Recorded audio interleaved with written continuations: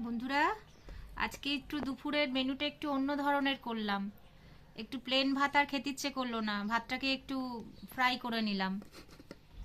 আর একটু চিকেন কষা ছিল, সেটা দিয়ে দিলাম। একটু ডিম বানিয়ে নিয়েছি। আজকের মেনু এই।